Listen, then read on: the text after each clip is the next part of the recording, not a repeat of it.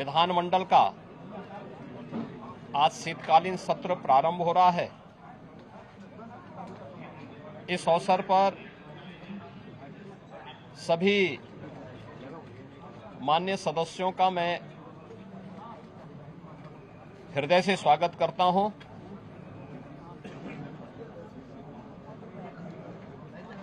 उत्तर प्रदेश विधानसभा और विधानमंडल देश ही नहीं बल्कि दुनिया के किसी भी राज्य का सबसे बड़ा विधानमंडल है।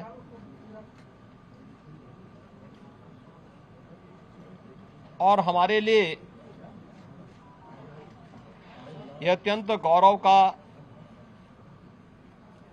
क्षण भी है कि देश आज जिस अमृत काल में प्रवेश कर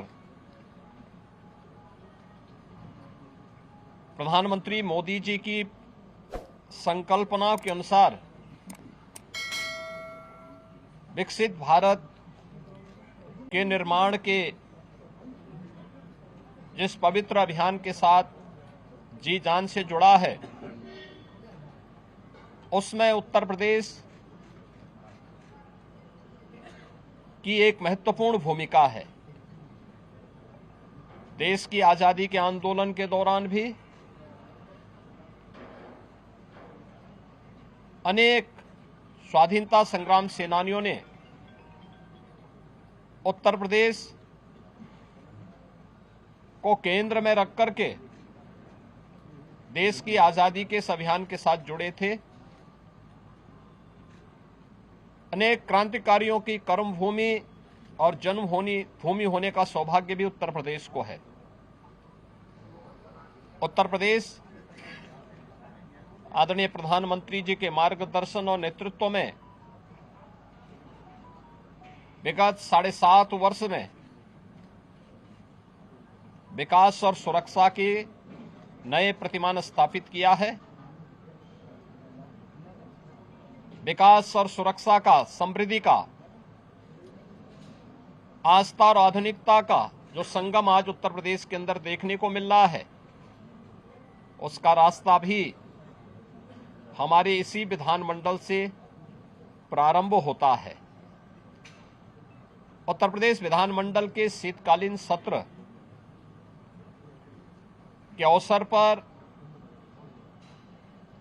सरकार उन सभी मुद्दों पर, क्योंकि यहां पे विधायी कार्य तो इस सत्र में होंगे ही, विधायी कार्य के साथ साथ अनुपूरक बजट भी इस सत्र में विधानमंडल के सामने आएगा।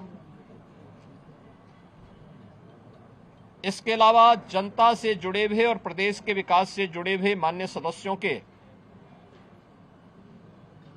महत्वपूर्ण सुझाव और उनके मुद्दे भी, जो जनता से जुड़े हुए मुद्दे हैं, उन मुद्दों को भी सदन में रखने का एक सुनहरा अवसर माननीय सदस्यों के सामने है। और इसीलिए मेरी अपील होगी सभी पक्षों से कि सदन की कार्रवाई सुगमता के साथ संचालित हो, आगे बढ़े। जनता से जुड़े हुए मुद्दे, विकास से जुड़े हुए मुद्दों पर एक सार्थक चर्चा हो। $1 ट्रिलियन की इकोनॉमी को प्राप्त करने के लिए